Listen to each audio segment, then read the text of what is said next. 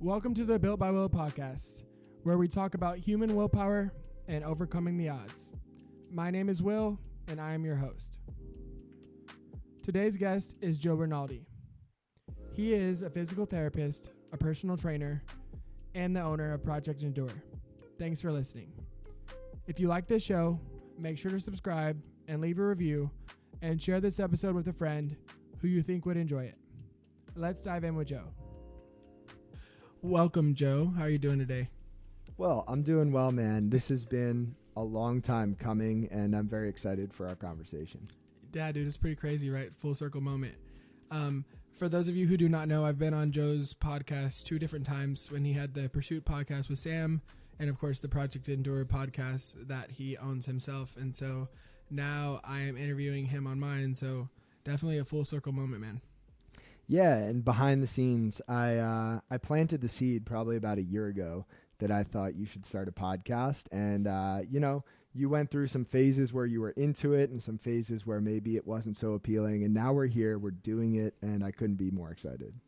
Absolutely. It's one of those things that, you try to figure out what's the next layer of your business that you're going to do, and definitely fought you for a while on this, but I'm excited. I had to have you on first because you're the one who kind of jump-started this whole movement. And so I'm definitely excited to have you on. Yeah, thanks, man. Well, I know the questions are going to be good. I know the conversation's going to be deep. And so I can't wait to get started. Yeah, absolutely. So a little background on how I know Joe. I've been working with him professionally for almost a year now, or a little bit over a year, on business coaching. I own my own personal training business, and so does Joe. And so whenever you own your own business, you don't really have that management team that you might have if you work at like a public gym or something like that. And so I've always had a business mentor since day one, just because I know I needed that guidance. And so started with Sam Tooley. Shout out to Sam Tooley. He definitely took my business off the ground. And then once he kind of got really busy with his gyms, I kind of transitioned over to Joe. And so now I work with Joe now, and things are going great. And so still haven't met you in person, but I've known you for like 2 to 3 years now. And so pretty cool stuff. Yeah, it's been a while, man. And it's funny how things work out, because Sam and I reconnected after knowing each other in high school, I want to say in 2017. And then we ended up starting the Pursuit podcast, and I met you through Sam.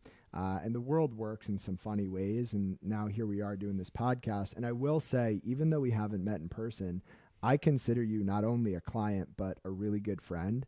And when you get to share in the highs and lows of business and life with another person, you form a really deep bond. And it's one of the many things I appreciate about you is just our relationship. Yeah, it's crazy, right? Like, I hear people all the time saying, internet friends. And this is something that wouldn't have been possible 10 years ago at all.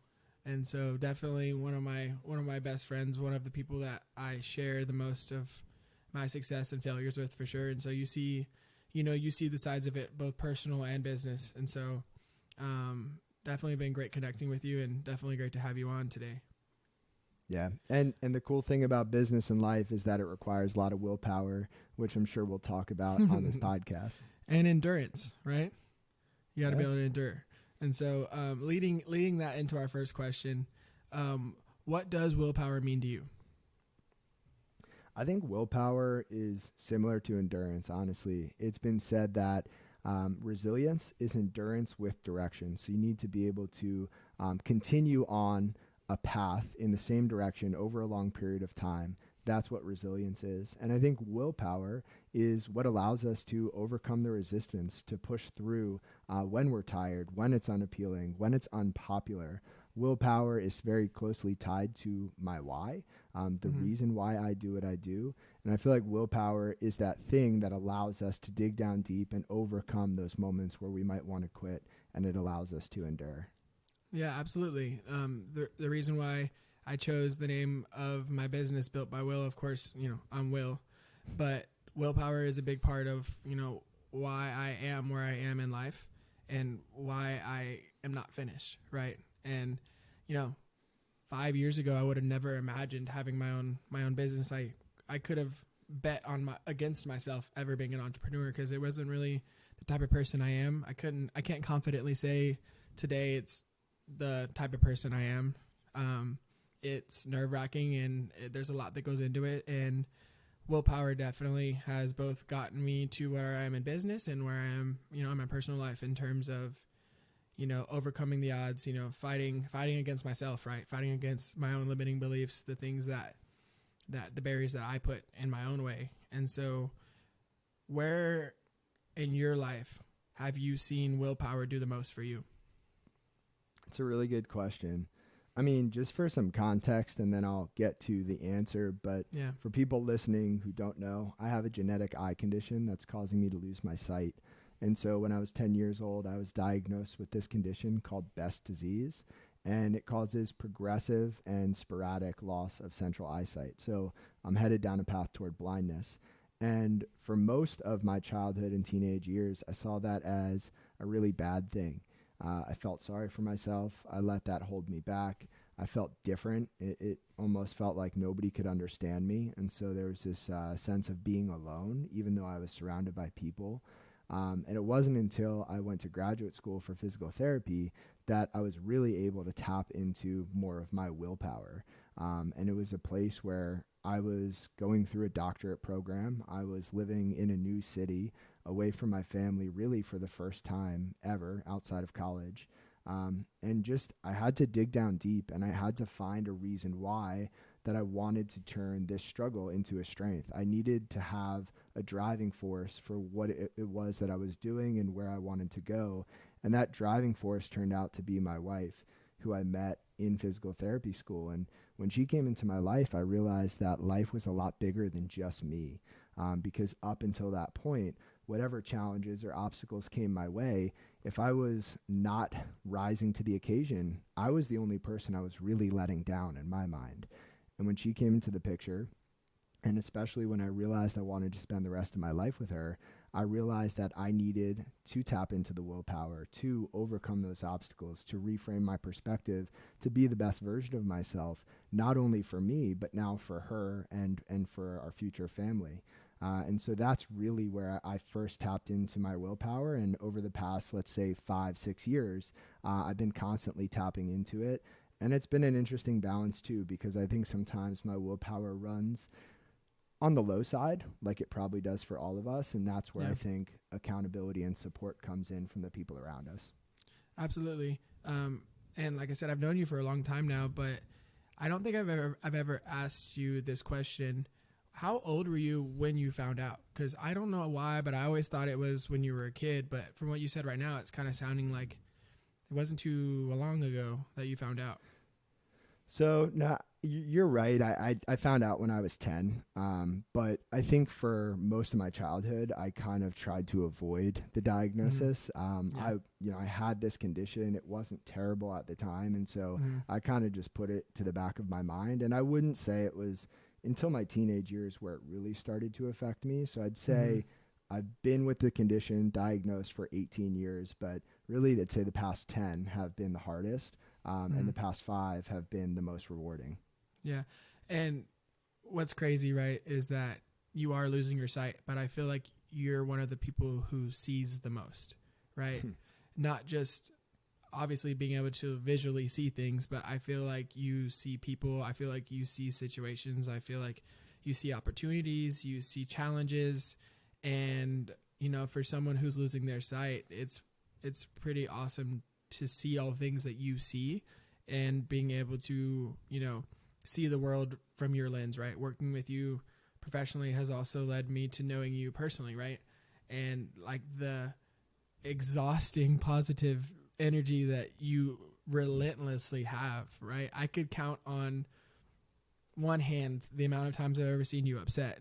And it always seems to be something very, very trivial, right? Like it's nothing like that's like a huge thing. It's just more so like an annoyance, like, like a mouse running across your table, And so, is it really called Best disease? It is called Best disease. I believe it's named after William Best, B-E-S-T, who was the one who discovered the condition. And what I'll just go back on real quick is you are so right. The things that really upset me these days are small, trivial things. And I think it's just because when you're at peace with the fact that you're losing your sight and that you can wake up tomorrow and not be able to drive a car anymore or read a book or see your wife the same way you can see her today. The other big stuff, like there's really not that much more that's bigger than that could really upset me at this point. And I will say that living with this condition has just showed me that, you know, it's not about what happens to you. It's all about how you respond to it. And that is what's within our control. And I'll also say this, when you watch somebody do something, if you watch somebody do something and it's super easy, they had all the resources, they had the best training, they had no barriers, no obstacles, no hurdles. It's cool to watch, but what's more inspiring is when someone has the odds stacked against them and they tap into their willpower and they continue to show up consistently over time and they do something great. And that's why I see my condition as a blessing, because it gives me this platform automatically to show up every day and to hopefully inspire others. And I, at baseline, get to overcome those obstacles every day. And I think that's a really cool opportunity, even though other people might not see it that way. Yeah, absolutely. I always like to say this quote. I don't know when I found it, but it's always stuck with me, right? You either let things happen to you or you make things happen for you. And, you know, when you're 10 years old, that's something insane that happens to you, right? That you have no choice over. You have no decision on, you know, whether or not how you're going to let it affect you, whether or not you're going to let it affect you at all, you know, whether you're going to push it back and not really take it seriously for a little while.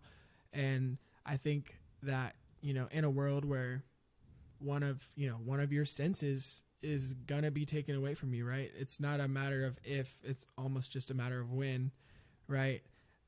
Seeing that thing happen to you, but also seeing so many things that you make happen for you. It's awesome. And so, yeah, like I said, definitely one of the most unconditionally positive people I've met that, like I said, sees the most, right? Out of everything. And so, you know, Best Disease is a pretty cool name for it, I think, honestly, because I think that it makes you see the world in a different way. You don't have a choice, right? You can either see it as the best thing that's happened to you, or you can see it as the worst thing. And so the fact that it's called Best Disease is, you know, I think it's pretty fitting. It sets me up for an amazing book title someday. Hopefully nobody steals this, but the title of the book will be Bringing Out the Best, and then the subtitle will be How Losing Sight Has Given Me Vision. And I mean, I'm grateful for it. That's awesome, man. I'll definitely buy the audiobook. I won't buy the book because I likely won't read it, but I'll definitely for sure buy the audiobook. And so I did want to ask, because I don't think we've talked too much about your wife, right? And I think once, you know, I'm not there yet, but once someone gets to the point where they are, you know, planning an entire like life with someone, you know, kids, house, you know, families, everything, right? I think that definitely changes the way that they think.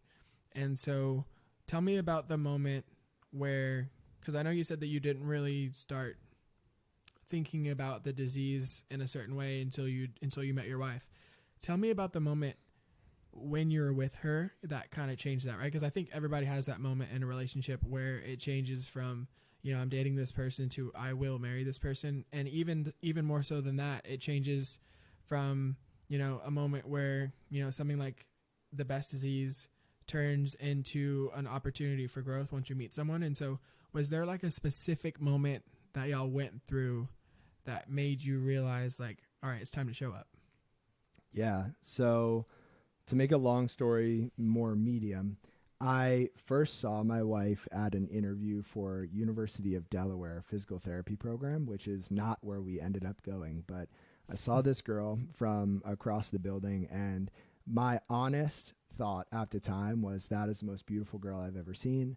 And I wanted to talk to her, but I just couldn't build up the courage. And so I left. I called my best friend Alex, and I told him, man, I just blew it. I saw the girl of my dreams, and I'm probably never going to see her again, because the odds that we both pick University of Delaware are pretty low.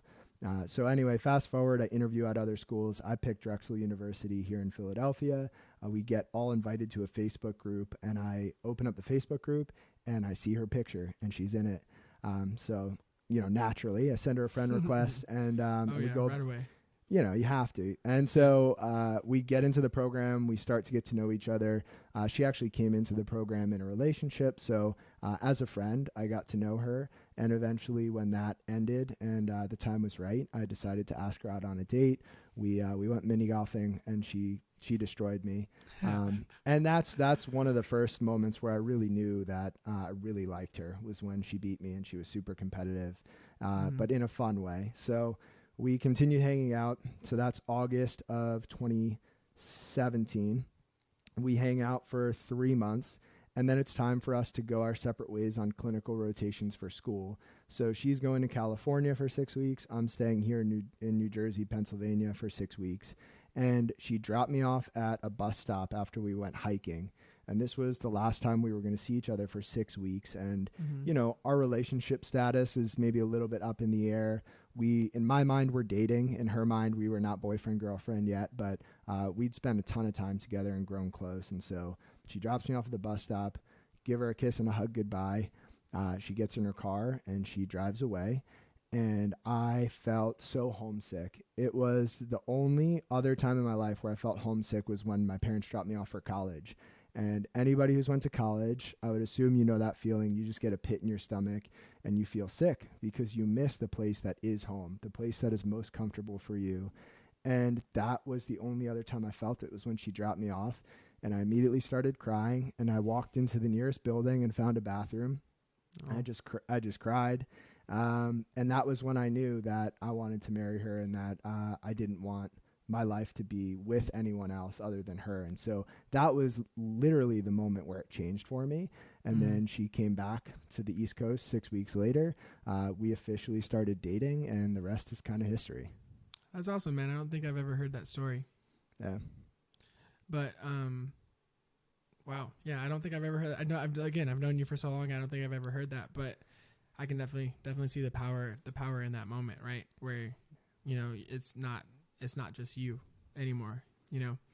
I think that I've gotten the experience more so with my family. I know the moment when my grandpa passed away, and, this was a man that, he wasn't like my grandpa by birth, right? He married my grandma, later on in life, and he inherited this whole family, right? He had my uncle, he had my mom, he had another uncle, and then he had all their kids, and just everything that kind of happened, he just kind of stepped in and, again, he, let happen or make happen, right? He made a family out of all of us, right? And so, seeing him pass, he was a breadwinner for sure. He worked his ass off, he was a contractor and worked hard. They had a fifth wheel that they would take everywhere, had a lot of great memories in that fifth wheel, but nonetheless, seeing him move on into the next world, kind of, it's a jolt that you need to wake up, right? And I think it happened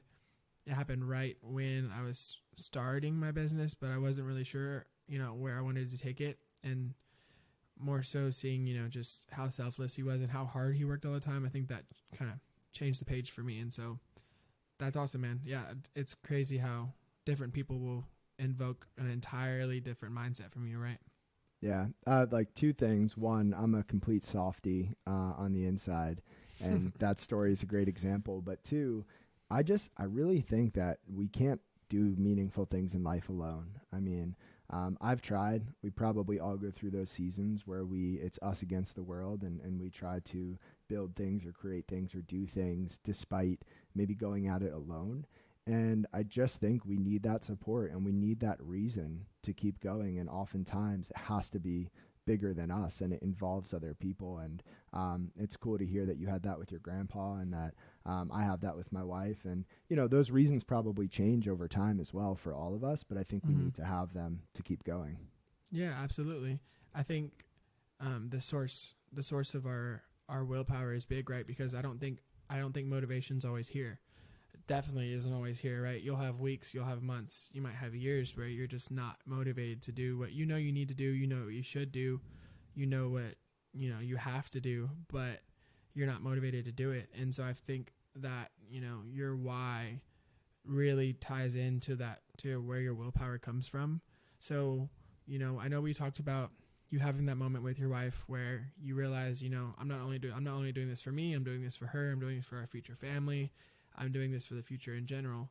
But, you know, on a very, very simple level, where would you say your willpower comes from? I've had dark seasons of life. I think we've all experienced that to a certain degree. And in those seasons, at those times, the smallest acts of kindness, the smallest bits of inspiration or encouragement have meant the world to me. And I know for a fact that I am interacting with people online, in person, everywhere, that are fighting battles that I can't see.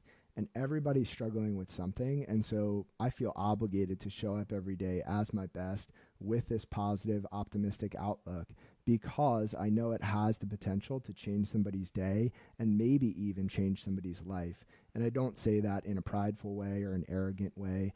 I just know that other people have done that for me without even knowing.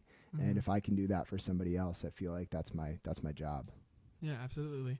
And so to backtrack with that, like your willpower comes from, you know, understanding that people are always going through it, and, you know, you need to be the positive light, because I feel like it's like when someone sees trash on the side of the street, right?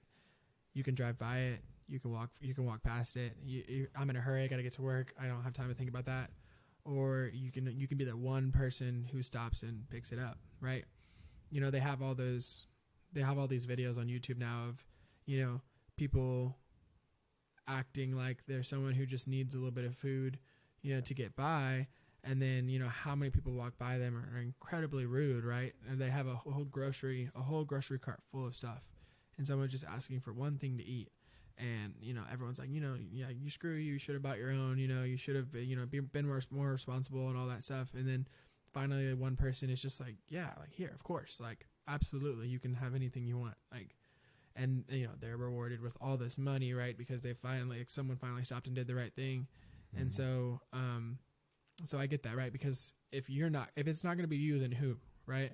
And I think a lot of people, one way you can see that is like when you're chasing a goal, right? Either like you're going to PR this marathon or someone's going to PR this marathon. Like, is it going to be you or is it going to be someone else? And I think you kind of spun that in a different way, right? Like, who's going to be the light, right? Is it going to be me, or am I going to put that on someone else to, you know, to be the light? And I think it's pretty honorable that you decided to show up and be that person, and you are that person every single day. I don't think it's anything at all that is an arrogant thing. I think it's an important thing that we need in this world. Like, we need people like you that are unconditionally positive and without, you know, regard for how you're feeling, are always thinking about other people and what they can do for them and how they can serve. And so I think it's very honorable. Thank you, man. I will say willpower is a choice to me, and I'm not perfect. I don't think any of us are, but you'll often catch me if I'm waiting to go viral someday, like someone has a video of this, but I will walk past a piece of trash on the ground. Like 9 times out of 10, I'll walk past it. Yeah. Even though I know I want to pick it up. Part of me is just like, not this one. Like, someone else will get that one. Yeah. And I walk past it 3-4 steps. I stop. I like kind of take a big breath, kind of throw my head back and just think to myself, I got to pick that up. And then I walk back and I pick it up and throw it out. And it's a choice. But there is also that one time out of 10, let's say, where, you know, I don't. And that's something I'm working on, but we're also, you know, not perfect. No, I think it's, you know, the humans have the ability to choose right and wrong. I think that's one of the most beautiful things, is that we have the choice, right? And of course there's moments in my life where I chose the wrong, you know, whether that's picking up a piece of trash or whether that's just, you know, how I treated someone in my life. And so it's very humbling to, you know, notice those moments where you did, but also remember those moments where you didn't. And I feel like that's a big part of, you know, why you are so positive, is that you remember the moments where you weren't, right? And you remember the moments where you were, and you're able to kind of balance those scales. And I think life is a whole game of, all right, you know, how much positive can I do to outweigh the negative that I have had on the world? Because everybody has a negative effect on the world too. And I think we just need to try and have as much of a positive effect to where whenever we leave, whether it's 1% or 100%, the world is a better place. Right. And so, yeah, I totally get that whole analogy of, 9 times out of 10, you'll walk past it and then you'll be like I should have picked that up. And then you'll go back and pick it up. Cause I feel like I experience that on a daily basis. And the other thing I'll say is I've been inspired by other people. Like if I see somebody else pick up a piece of trash and it's not their trash and they go pick it up, like I am going to go out of my way that day to do something nice for somebody else. So there's a ripple effect too. Yeah. I think it's like the whole, when someone pays for your drink ahead of you at Starbucks or whatever, and you pay for the next person's, you don't know how much it's going to be. Sometimes you get gouged for, a $40 order because they decided to get everything on the damn menu. But, it's the thought that counts. Yeah, I agree. So going into the next question, I want to ask you, willpower, we've talked about it. We talked about kind of where it comes from, what's your why behind it, what's your source of it. And so I wanted to ask, in a moment where, like again, you had the positive and you had the negative, you had the angel on your shoulder and you had the devil. What is a moment that you think willpower changed the odds and the fact that it got you through and to what you wanted to get to when you probably wouldn't have otherwise? That's a really great question. I've been coaching for almost 5 years now, but I quit my full-time job about a year and a half ago to do this full time. And there was a lot of willpower that went into making that decision. But to be completely honest and transparent, in the first couple months after leaving my job, I had moments where I questioned whether or not I should continue to do this full time or if I should just go back and get a regular job. Yeah. And there were these waves of emotion where, 2 days are good and then 1 day is terrible. And then 3 more days are great. And then a week is just horrible. Yeah. And anybody who's done their own thing and has taken on that ownership could understand the waves of positive, negative, highs and lows, twists and turns that come with entrepreneurship. And it's hard, man. That'll beat you up. And in the beginning, I had these moments that, over time became less frequent and now are almost non-existent. But in the beginning, I questioned, and I had moments where I thought, maybe I should just put in this job application and see what happens and keep it open as an option. Yeah. And sitting at my desk by myself in the middle of the day while my wife was at her full-time stable job, I questioned myself. And every time, though, I chose to just give it another day and to show up again and again. And like I said, those feelings became way less frequent, and I never put in a job application. That thought has long left my mind. I don't think I could ever work for somebody else full time in that capacity because I love what I do. So yeah, I think it was the beginning stages of full-time entrepreneurship. It was me fighting that doubt and that desire for comfort and stability from somebody else rather than the ownership and the responsibility of doing my own thing. And I ended up choosing the right thing in my opinion, which was to keep going and full ownership. So yeah, that's my example.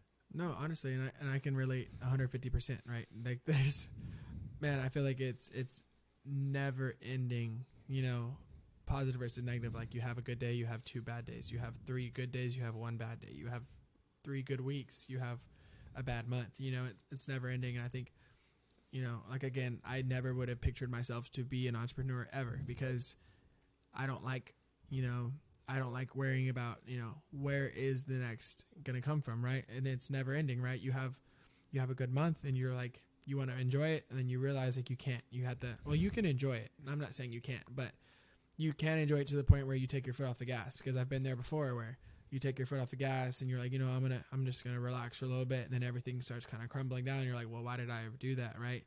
And so I think entrepreneurship is filled with moments where you have to use willpower. What would you say if you could bring it to one specific moment, right? To not as much so in general, but more so like one moment that you remember exactly what was happening, exactly where you were, exactly what you were doing, where, you had to use that willpower. So I would say this is 3 months into full-time entrepreneurship. It was the beginning of a new month, and the way I was running my business at the time, was a little bit mixed, right? I had some people on long contracts. I had some people month to month. Everything was all over the place, and I was trying to get it organized. But at the beginning of each month, I had these waves of anxiety wash over me because I didn't know on the first of every month how many people were going to text me and say, "Hey, Joe, I'm done." Or like, "Hey, Joe, let's keep going." And I remember this one, I guess it must have been, let's just say the 1st of October, let's say 2021. I woke up after very little sleep because I was so anxious. Things were going normal. And then all of a sudden got my first text. "Hey, Joe, this came up. I can't do coaching this month." Okay, great. Like I can handle that. Sitting at my desk 10 minutes later, bing, another text. "Hey, Joe, I just got sick and need to pay some hospital bills. I can't do coaching this month."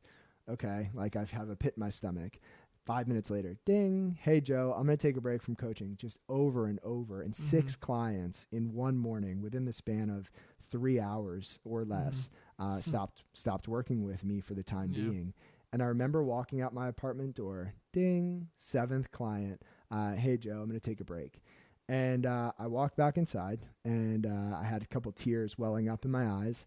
And I remember standing in the entranceway to my apartment just thinking, like, what are you doing, man? Like, you can't let this stop you right now. Like, you can't sit here and cry. Like, you've got things to do. You can't let this break you. This is part of it. This is a low, and this too shall pass. And so I walked back out my door, went to an in-person client, had a session. Later that day, bing, "Hey, Joe, I know you do some coaching. Can we hop on a call?" An hour later, bing, "Hey, Joe, my friend referred me to you." Like, bing.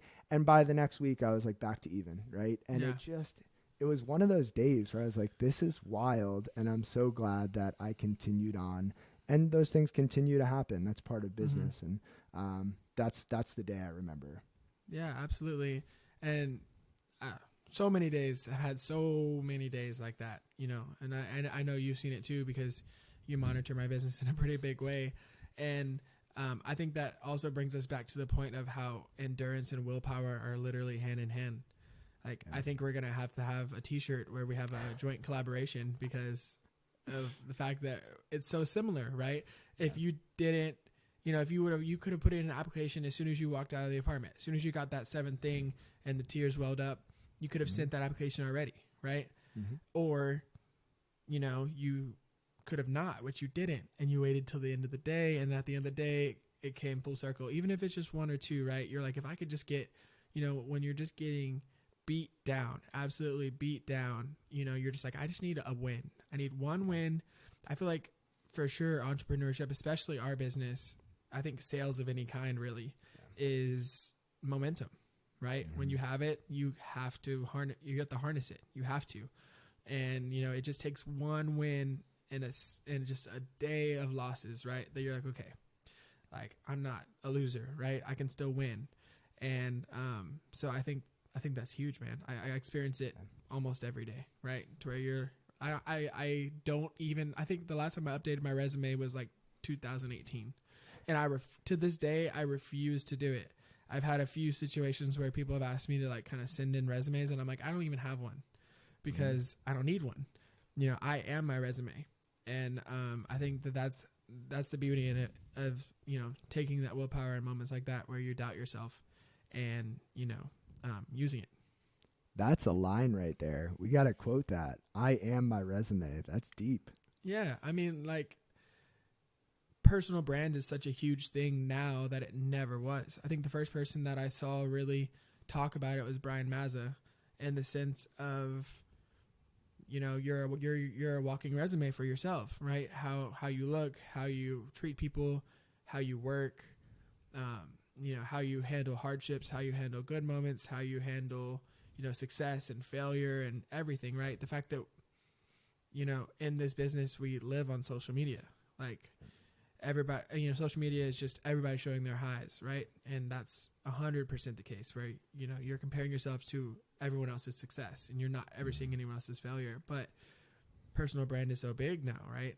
If you want anything at this moment, as an entrepreneur, you have to have a personal brand. And so I think, leaning into that, and, it's like going into a job interview and they need you, right? Like, your value. And I feel like you have to know your value in relationships. You have to know your value in friendships. You have to know your value at work. You have to know your value at home. You need to know your value when you're sitting in your own thoughts. I think, personal brand extends past social media, and it goes to, how you think of yourself as a person, And so absolutely, I am my resume 150%. I don't make resumes. I am my resume. And so to this day, and I hate writing resumes. So, I just really don't like it, so it goes hand in hand. That's fair. And what I'll also say is, this is a deep thought, but at the end of the day, when all of us are no longer here, because that's going to happen at some point, it's like, is it going to matter what car we drove? Is it going to matter how much money we made? Is it going to matter what the name of our business was? Mm-hmm. Probably not to all of those things. What's going to matter is the impact we left on the people that we interacted with. And, I think that's what you're getting at with the personal brand piece is like, it's not just social media. Sure, it is that, but it's also like, how do you treat people? Are you there for your friends? Like, are you having conversations with the cashier at the grocery store, asking them how their day's going because nobody else probably asked them that question? Like, are you leaving every person, every place better than you found it? To me, that's personal brand, and that's better than any resume anybody could write. Absolutely. And did you leave the world 1% better, right? At the end of the day, when the good man upstairs calls you up and it's your time to go, whether it's 51 to 49, whether it's 50.5 to 49.5, whether you have 100th of a point that takes you over or under the positive or negative line, like, are you over, right? And so, given that, right, everyone's always trying to shoot for being positive. Everyone's trying to always shoot for, social media showing your wins, which is motivating, right? People need to see people win. And if you're the person that, doesn't like seeing people win, then you're probably not going to win, right? But if you enjoy seeing your friends win, in this fitness space, it's competitive, right? Like, even me and you, I've had people that I've talked to in a sales call, and they've talked to you, and it's not ever in a sense of, nah, you need to not hire Joe, you need to come with me, even though they do, right? They need to hire you immediately and come to me, but it's, Joe's a badass. He's an awesome coach. I work with him. I love working with him. I have only great things to say. Joe does things this way. I do things this way. Again, always showing your highlights is social media, right? Yeah. It's funny, man. I had one of those conversations like a month and a half ago, and I won't mention their name, but reached out to this person who we both know. At the time, I did not know you were talking to them. And said, hey, let's talk. Like, New Year's coming, let's get things in order. They were like, actually, I'm planning on working with Will, like X, Y, and Z. And of course, I said, well, you shouldn't do that. No, I'm just kidding. I said that's awesome. And like, Will's a great coach, and you guys are gonna hit it off. And I sent you a screenshot, I believe, if you remember, of that conversation. Like, it's the world we live in. Like, yeah, sure, maybe you can look at it as competition because we're in the same space, but like, there's more than enough to go around. And when one of us wins, both of us wins. And I think that's the great part about a friendship like this. So yeah, man, I agree.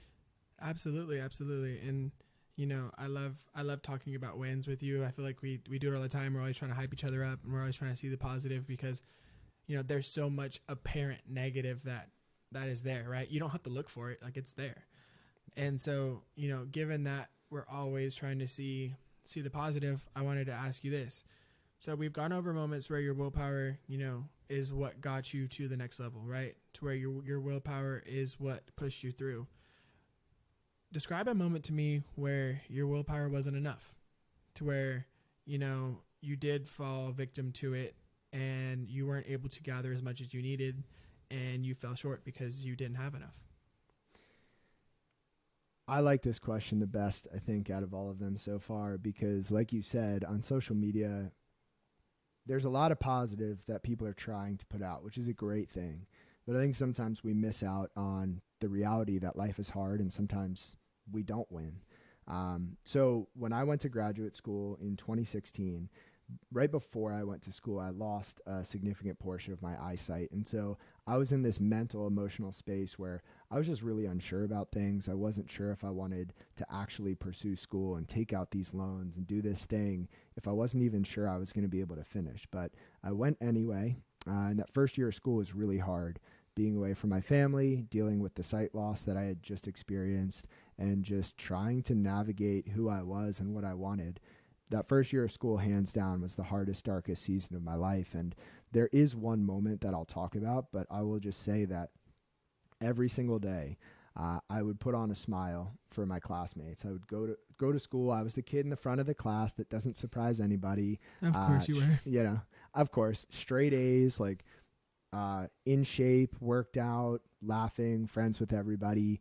And then I would leave, and it would go right back to that, like, I just can't pull myself out of this. Like, no matter how hard I try, no matter how hard I fake it in front of other people, I am just sad. And that happened every day for an entire year. And that turned around again when I met my wife and we started spending time together. But the specific moment I remember was my mom, you know, I'd call her and my dad probably 3 or 4 times a week just crying for that whole year. It was bad. And she had encouraged me to go talk to somebody. And so finally I set up an appointment with a therapist, and I went to the appointment, you know, had a sweatshirt on, hood up, head down, just didn't want anybody to see me. I had the appointment. I don't really even remember what we talked about. And I left, and I told myself I was never going to go back because I was embarrassed to get help like that. And that was in the middle of that year. So for the next 6 months, I was still really, really down. And I don't know what would have happened if I didn't spend that time with the girl that's now my wife. But I failed that. Like, I let how I was feeling dictate my decisions, and I'm not proud of it. I wish I did get help. I wish that I did continue to talk to somebody. I wish that I wasn't embarrassed. And I would say now, if I needed that help, I would not be ashamed at all to go get it. But at the time, I let the stigma of mental health and what I thought other people would think of me and how I was feeling get in the way of the help that I really should have gotten. So that's a moment where I definitely did not have enough willpower to kind of overcome all those forces. Yeah, absolutely. And I think anyone and everyone can relate to it, right? Like, on a very simple level, bringing it back to just business, there's times where, you know, I meet with you and I do absolutely nothing that we discussed, right? And it's not, you know, in spite of you or in spite of myself. It's just, you know, even with the help, nothing's going to happen until we want it to, right? Mm-hmm. And you could have everyone cheering for you. You could have straight A's. You could be in shape. You could have a full head of hair like you do. You could, you know, you could be in the front of the class, everybody's best friend. You could be laughing, joking, and everything. And then as soon as you're with yourself, you're with your own thoughts, right? You're with the negativity that you have in your own brain, right? And I think when, you know, people see positive people like you, they think that they're never down. And I can almost guarantee that there's moments where you are. And being someone who traditionally is really, really positive, right? I wouldn't call myself a realist. I'm definitely an optimist.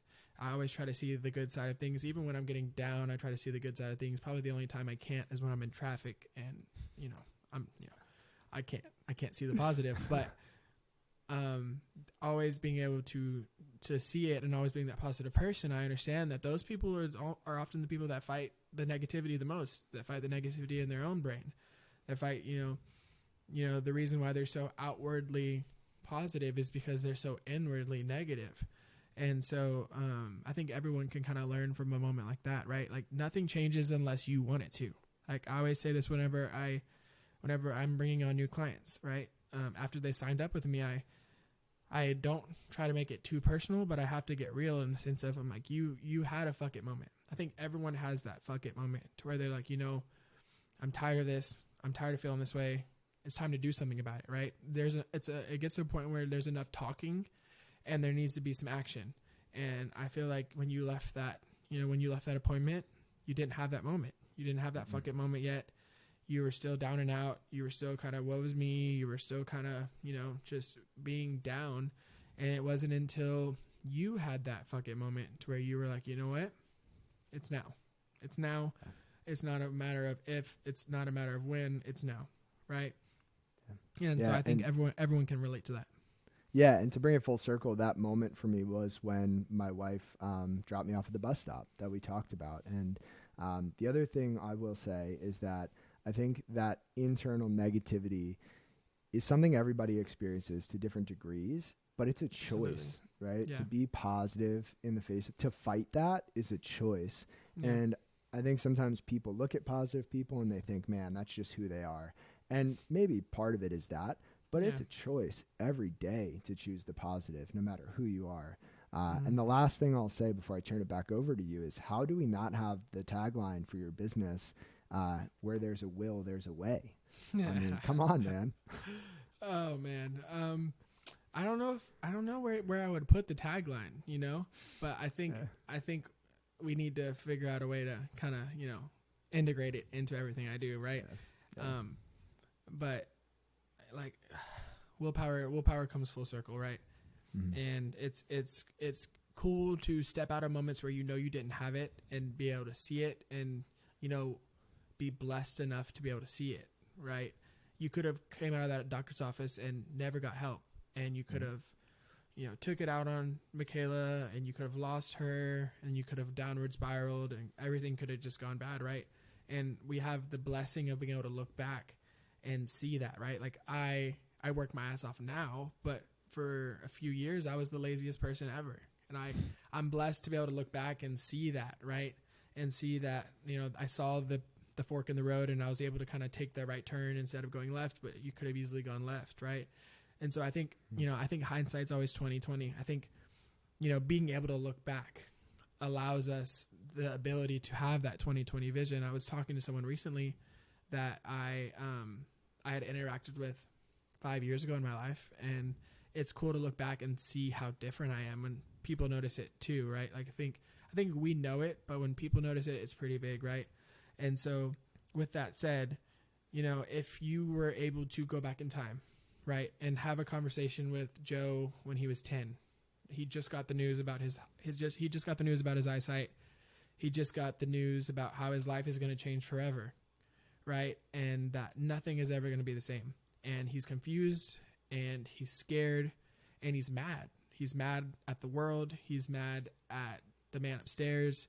He's mad at everyone, right? Because I've been there, right? When my dad passed, I was just mad. I was mad at everybody, right? I was never going to get to talk to him again. I was never going to be able to hear, why he left my mom and why things went the way that they went. But what is some advice that you would give 10-year-old Joe that's sitting there in the doctor's office, just got the news, is on his way home? What advice would you give Joe about willpower that you would love him to know? I'm going to integrate my favorite quote here. It's from Christine Kane, who said, sometimes when you're in a dark place, you think that you've been buried, but you've actually been planted. And Absolutely. I think with that quote comes this perspective that, bad things happen to good people, right? Like life is not fair, and none of us could avoid that. But when those hard things happen, we don't have the whole picture. It's like we get a puzzle piece, and it seems like a bad puzzle piece or a bad card, but we don't see the whole picture. We don't have the whole hand. And so we have to trust with faith that this is preparing us for whatever is next, whatever is supposed to happen, and that we are not buried, but we're planted.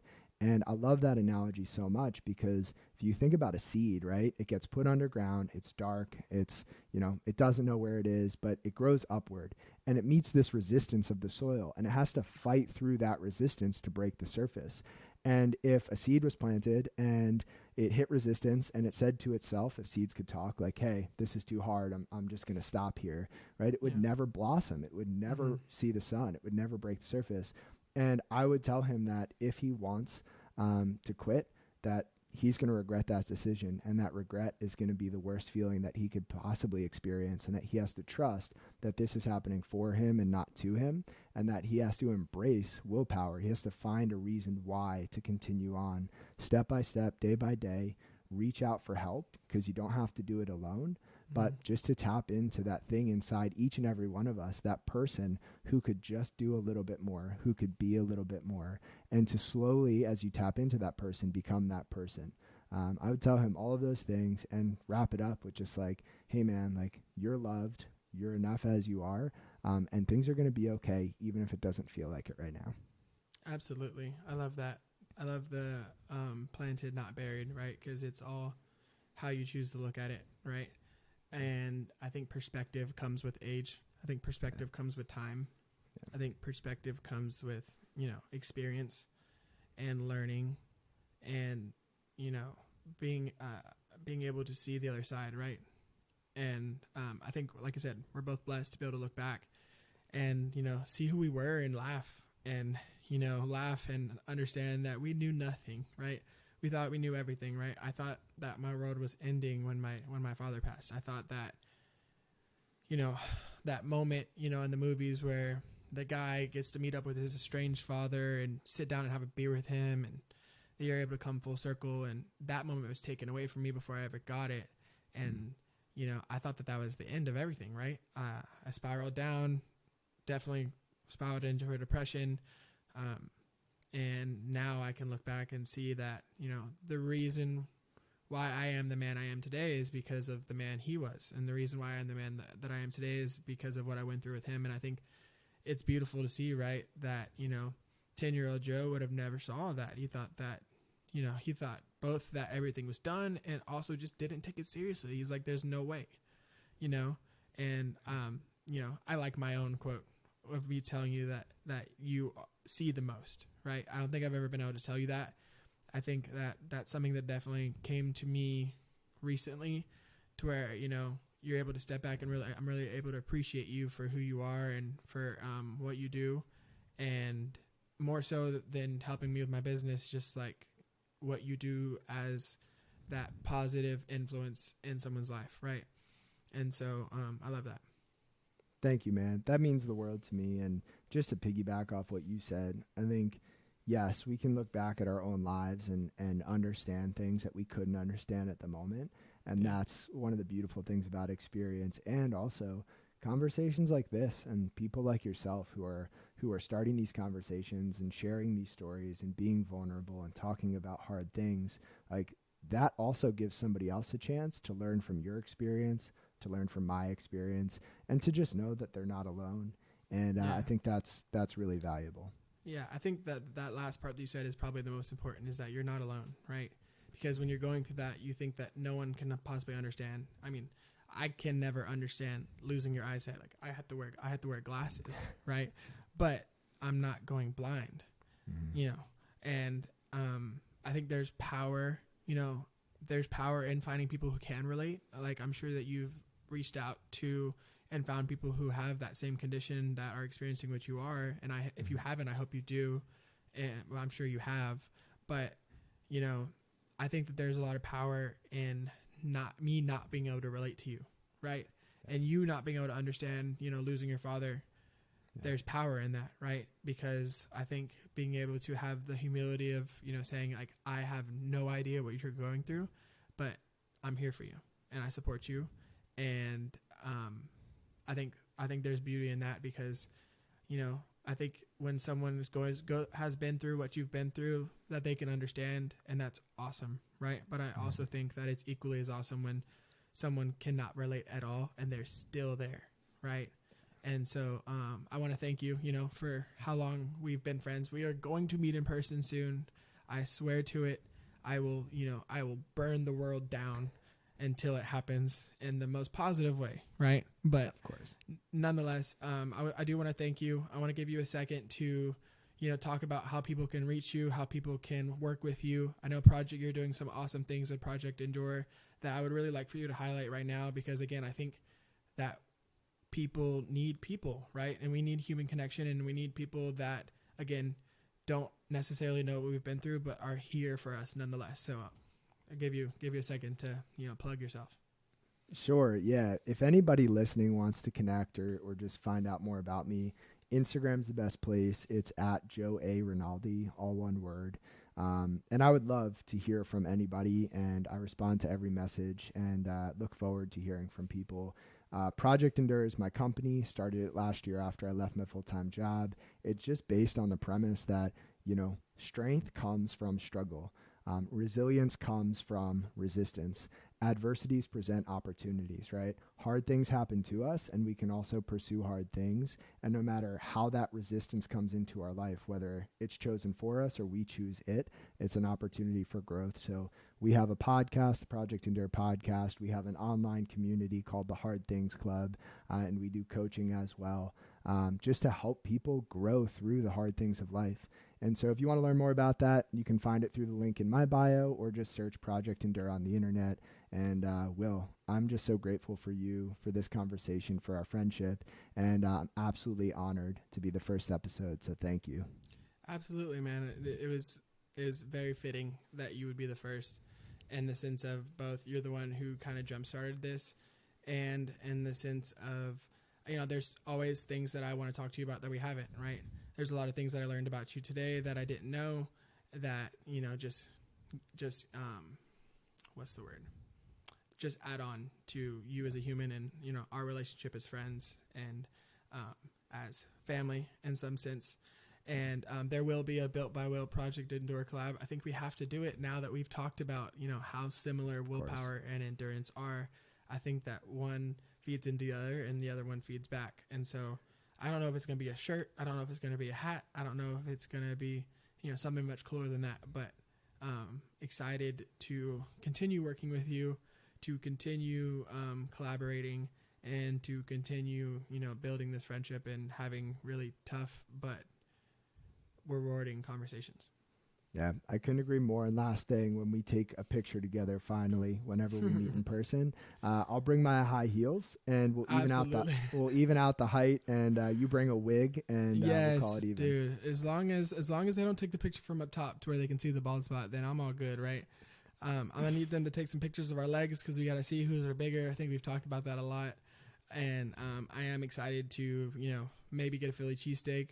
You better point me in the direction of a good one, though, because if you ruin my first Philly cheesesteak experience, I'm going to be very upset with you. I got you, man. No worries there. Awesome. But again, thank you for being here for episode 1. Guys, if y'all are listening and you enjoyed that, follow Joe on Instagram at Joe A. Rinaldi. He has an amazing club of people that all are chasing very, very hard things, so make sure to work with them there. And simply, if you need someone to talk to, if you just want to be annoying and blow him up in a very annoying way, I'll tell you exactly when's the best time to do it, so that way you are able to achieve the maximum effect. But again, thanks, awesome having you on, Joe, and looking forward to talking to you soon. Same here.